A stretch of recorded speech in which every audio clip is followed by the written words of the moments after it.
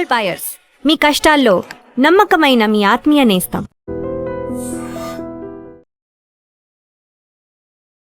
నమస్తే, welcome to I dream.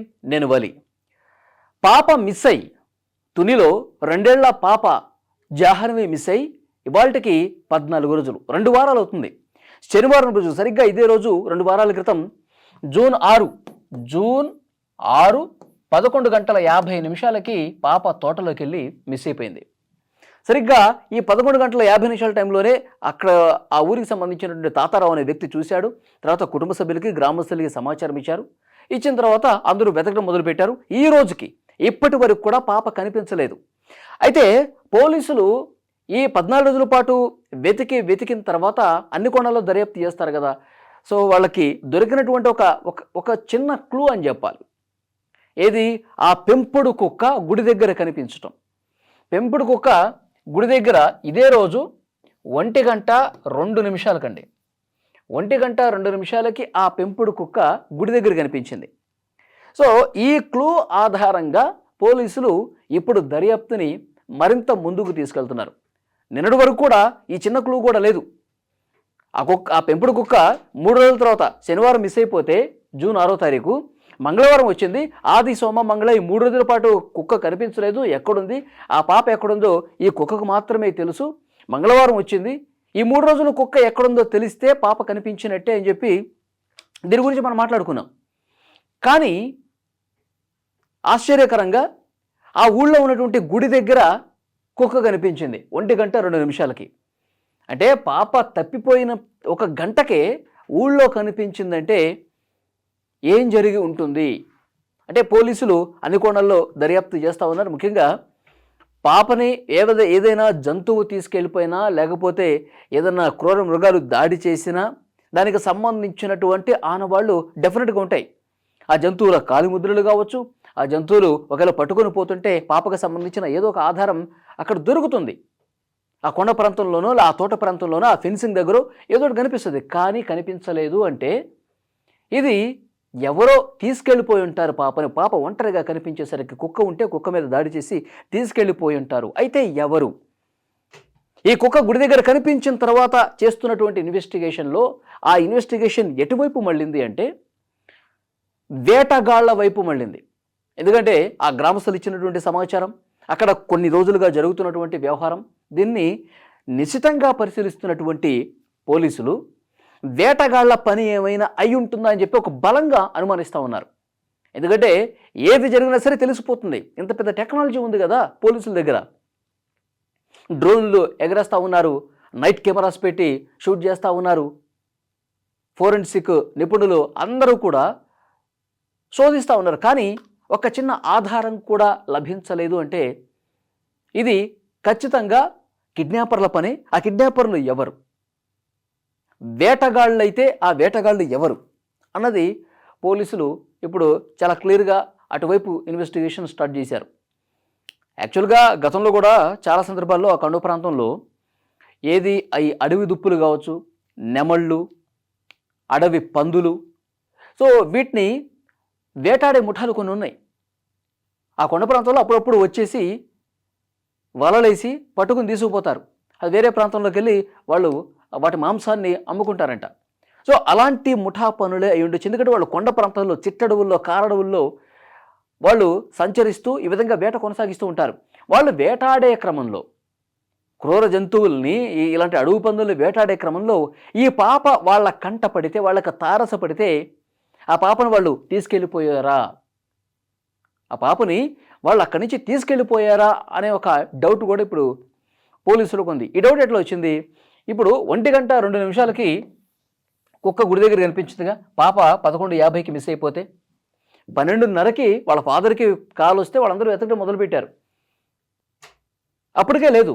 1:02 కుక్క గుడి దగ్గర కనిపించింది. అంటే ఎవరైతే ఈ వేటగాళ్ళు ఉన్నారో, ఎవరైతే పాపను అపహరించుకుపోయారో వాళ్ళు ఈ గుడి మీద గుండానే వెళ్ళిపోయి ఉంటారు. సరిగ్గా 1:02 అక్కడ సీసీ కెమెరాలో రికార్డ్ అయింది. కుక్క అట్లా ఆదరాబాదరాగా కొంత ఆందోళనగా నడుచుకుంటూ వెళ్తున్నటువంటి దృశ్యాలు రికార్డ్ అయ్యాయి. జస్ట్ అట్లా ఆ కెమెరా ముందు నుంచి అట్లా వెళ్ళిపోయింది. అంటే వేటగాళ్ళు పాపని తీసుకొని అటు గుండా వెళ్ళిపోయి ఉండొచ్చు అందుకే వాళ్ళని వెతుక్కుంటూ వాళ్ళని తరుముకుంటూ ఆ కుక్క ఏమైనా వెళ్ళిందా, ఆ కుక్క వెళ్ళిపోయి 3 రోజులు తిరిగి వచ్చింది. యాక్చువల్గా ఇక్కడ మిస్ అయినటువంటి కుక్క మంగళవారం వచ్చింది అనుకున్నారు, కానీ గుడి దగ్గర కనిపించేసరికి ఈ గుడి మీదగా అటు పొలాల్లో పడో అడవుల్లో పడో లేకపోతే ఇంకా వేరే ప్రాంతానికి ఈ కుక్క కూడా వెళ్ళి ఉంటుంది.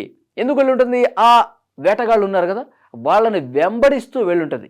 3 రోజుల పాటు తిరిగి సరిగా ఆహారం లేక డీహైడ్రేషన్కి గురైపోయింది కుక్క.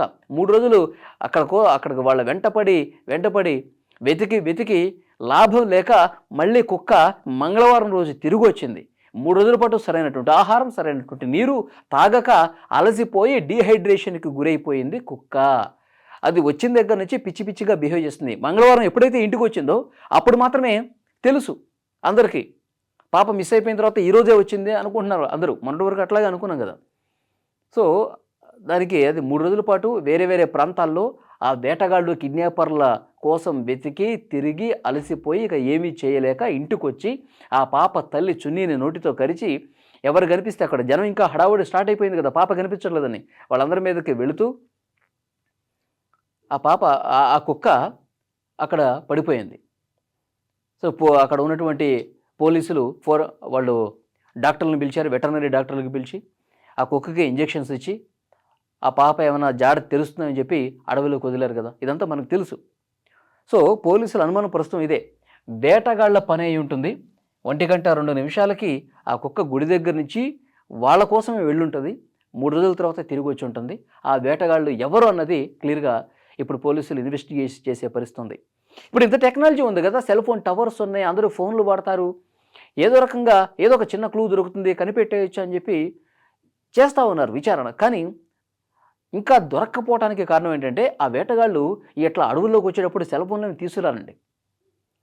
వాళ్ళు అడవుల్లోకి కొండల్లోకి వచ్చేటప్పుడు పెద్ద పెద్ద వలలు తీసుకొస్తారు, బరిసెలు ఉంటాయి కదా, ఇంత పెద్ద కట్టెలు ఉంటాయి వాళ్ళ దగ్గర.